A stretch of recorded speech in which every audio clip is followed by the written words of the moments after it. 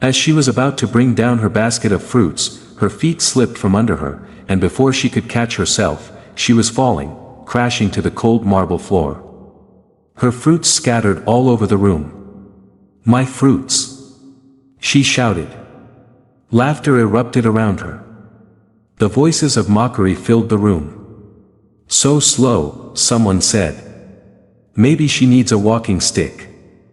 Everyone knew the heir to the empire was returning, and many of the women including Clara and Felicia had gone to great lengths to look their best, new hairstyles, fresh makeup, and perfume that lingered in the air long after they passed. Lady Aziza stood by the grand window of her mansion, staring out into the sprawling city beneath her. The sky was turning orange as the sun began to set, but it was the knot in her heart that darkened her thoughts.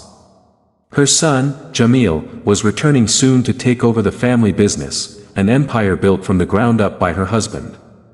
The future of their legacy rested on his shoulders. She had always dreamed of this moment. She had raised Jamil with love, with care, and with the knowledge that one day, he would carry the family name to even greater heights.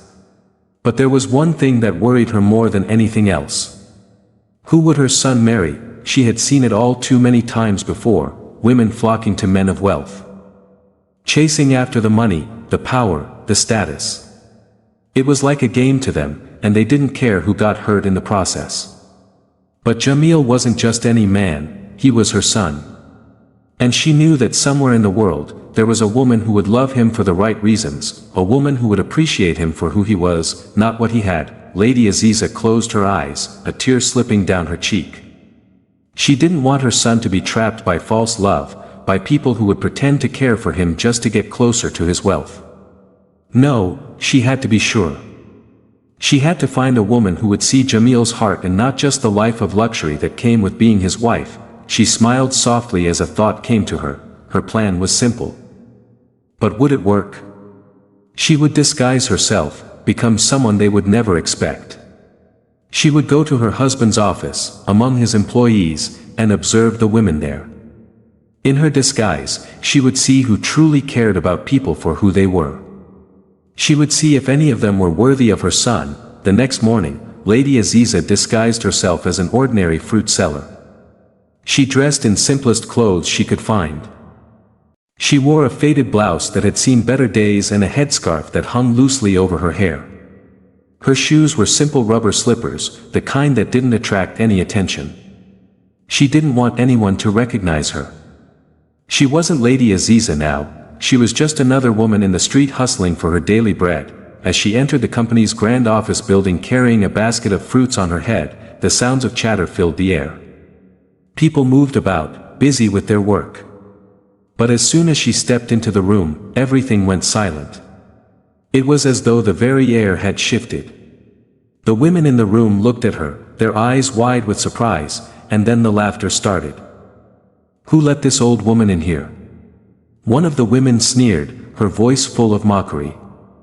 "She must have lost her way," another woman giggled, her friends joining in the laughter. Lady Aziza didn't flinch. She didn't respond. She simply brought down her basket of fruits and started asking people if they would buy some fruits. The mocking words stung, but she had heard them before. This wasn't about her, this was about finding the woman who would be worthy of her son. Among the laughter, however, there was one woman who didn't join in. Layla, a junior staff member who sat quietly at her desk, looked up when she saw Lady Aziza. Their eyes met for a brief moment. Layla didn't mock her or laugh. She simply acknowledged her with a small, respectful nod. Then Lady Aziza approached her with her basket of fruits. "Would you like to buy some fruits?" Lady Aziza asked. Layla certainly didn't want fruits, but she didn't want the old woman to feel bad, so she said yes and bought some fruits from the old woman. Lady Aziza felt a flicker of something in her chest, a sense of recognition. There was something about the way Layla looked at her, something that set her apart from the others. She made a mental note of it, knowing she would return the next day. The next day, Lady Aziza returned to the office, this time with more determination in her heart. She dressed in the same old, faded clothes and took the same position by the corner of the room. Once again, the laughter followed her as she stepped into the entrance of the big office, but this time it was louder. The cruel words of Clara and Felicia were sharper. "You missed a spot, old woman," Clara shouted, her voice full of venom. Lady Aziza didn't respond. She simply ignored her and walked towards the hall. As she was about to bring down her basket of fruits, her feet slipped from under her, and before she could catch herself, she was falling, crashing to the cold marble floor. Her fruits scattered all over the room. "My fruits!" she shouted. Laughter erupted around her. The voices of mockery filled the room. "So slow," someone said. "Maybe she needs a walking stick." Lady Aziza groaned, trying to push herself up, but the pain in her back made it difficult to move. She could hear the laughter growing louder, each word a cruel reminder of her lowly position in their eyes. But just as she was about to lose hope, she felt someone's hand on her arm. It was Layla. With surprising strength, Layla pulled her up, her voice soft but full of concern. "Are you okay, ma'am?" she asked, looking into Lady Aziza's eyes with genuine worry. Lady Aziza looked at her, her heart pounding in her chest. In that moment, she saw something different in Layla, something rare. It was kindness, a deep sense of empathy that hadn't been tainted by the cruelty of the others. Slowly, with Layla's help, she regained her balance and together they picked up her fruits from the floor. "Thank you, my daughter," Lady Aziza whispered, her voice thick with emotion. She couldn't believe it. In a room full of people who mocked her, Layla was the only one who had reached out to help. As the days passed, Lady Aziza continued to return to the office, always in her disguise as a fruit seller. Each time she came back, she saw more of the same, the other women making cruel jokes, treating Layla like an outsider for patronizing and helping her. But Layla didn't respond to the taunts. She remained calm, her face always composed, her actions always kind. No matter how much they tried to bring her down, she stood tall, never once losing her dignity. Lady Aziza watched from a distance, her heart swelling with pride for the young woman. In the midst of all the drama and the cruelty, Layla remained a beacon of light. She treated everyone with respect, no matter their position in the company. She wasn't like the others.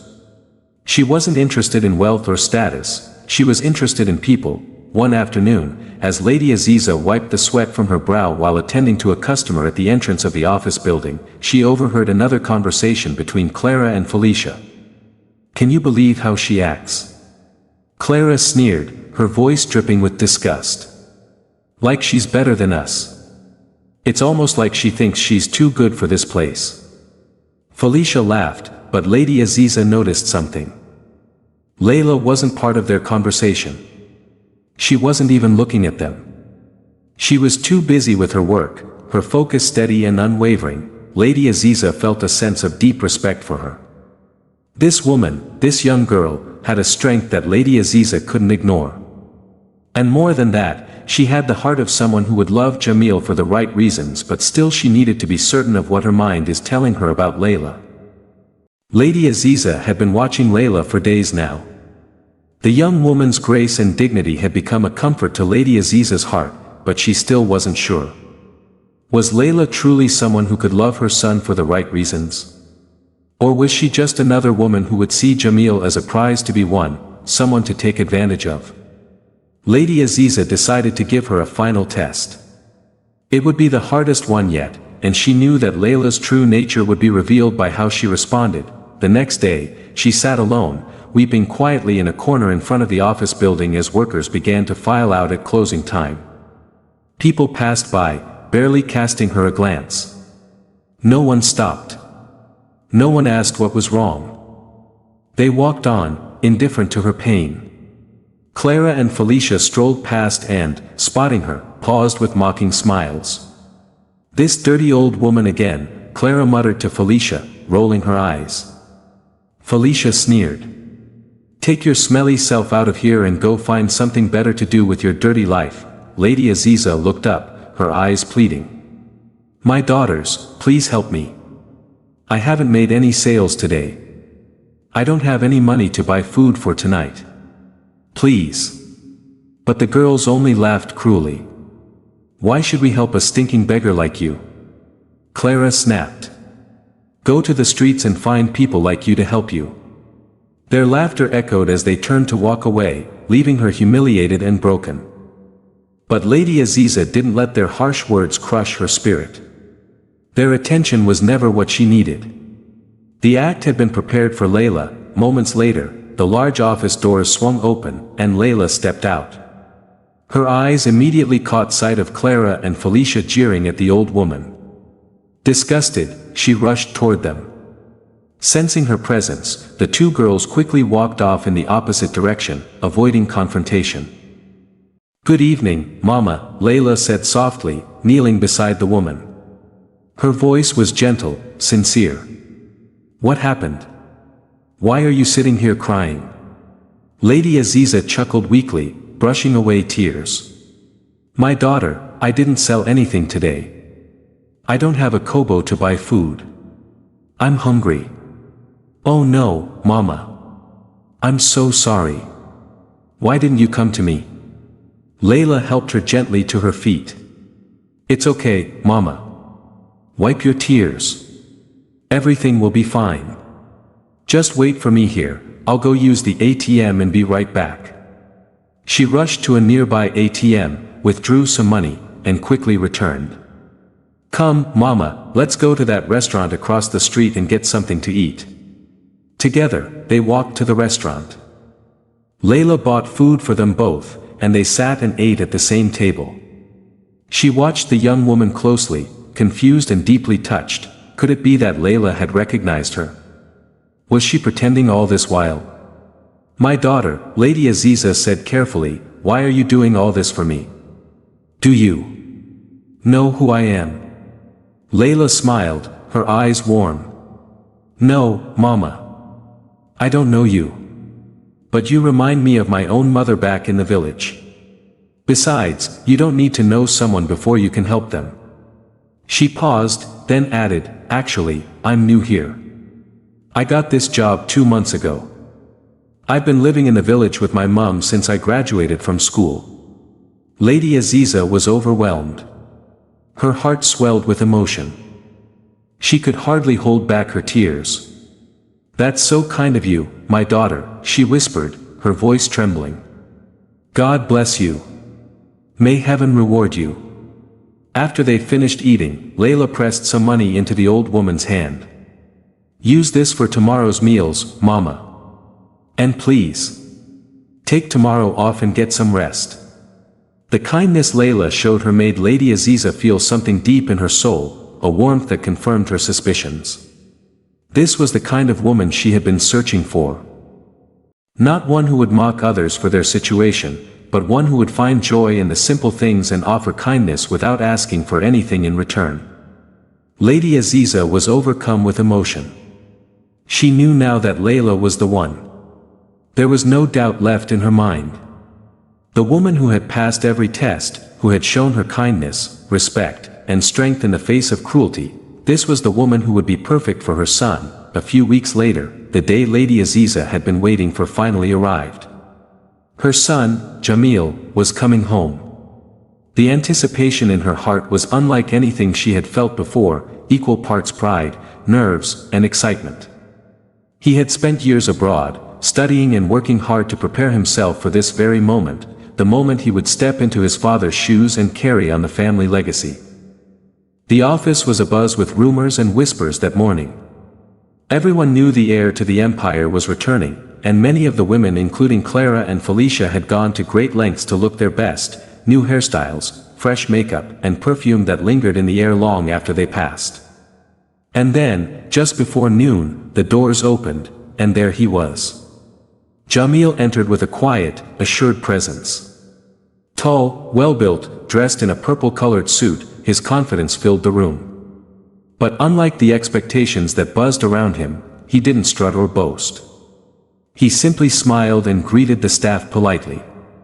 The women, one by one, tried to catch his attention, Clara with her exaggerated laughter, Felicia with her playful gestures, but he wasn't moved. Instead, his eyes landed on Layla. She hadn't tried to stand out. In fact, she had tucked herself into her usual spot, focused on her work, unaware of the silent shift in the room. But when she looked up and met Jamil's gaze, something flickered between them. A brief, unspoken recognition. Jamil tilted his head slightly, studying her with quiet curiosity. There was something about the calm in her eyes, the quiet strength in her posture. She wasn't like the others. That afternoon Lady Aziza had made arrangements for Layla to be brought to the building. She was no longer dressed in her disguise. She wore a regal Ankara gown, her head elegantly wrapped in a gold-patterned scarf, her presence commanding and graceful. She called for Jamil to meet her in the executive lounge of the building. Jamil smiled and kissed her hand. "Mother. You look radiant." "I feel radiant," she said with a soft smile. "Because today, I'm going to introduce you to someone very special." He raised an eyebrow. "Oh. Who?" Instead of answering, she gestured toward the door. A moment later, Layla stepped into the room. She looked startled at first, unsure why she had been summoned. Her eyes darted between Lady Aziza and Jamil. "My son," Lady Aziza said, her voice steady, "this is Layla. You may know her as one of the junior staff in the company. But to me, she is much more." Layla's eyes widened as realization dawned on her. The old woman from the office, the fruit seller. It had been Lady Aziza all along. Lady Aziza stepped toward her gently. "I was the woman you helped when no one else did. The one who fell, who cried, who was mocked. And you, my dear, were the only light in that darkness. You showed me what no money can buy, compassion." Layla's voice shook. You were her." "I was," Lady Aziza said softly, reaching out to hold her hands. "And now, I want my son to meet the woman who reminded me of everything good in this world." Jamil turned to Layla fully now, taking in the moment with newfound clarity. He stepped forward, his voice gentle but sure. "Layla," he said, "I saw you earlier today. Something about you. It caught my heart before I even knew your name." She looked up at him, her cheeks flushed with emotion. "I don't know what tomorrow holds," he continued, "but I do know this, I'd like to get to know you, not because of what anyone else thinks or wants, but because I've already seen the kind of heart you carry." Tears welled in Layla's eyes, and Lady Aziza watched them both with quiet joy. The choice had been made, not by force or manipulation, but by love and caring. And in that moment, she knew her legacy, their legacy, was in good hands. Thanks for watching that wonderful story. Please, like, comment and share. See you on the next. Do not forget to subscribe. Bye.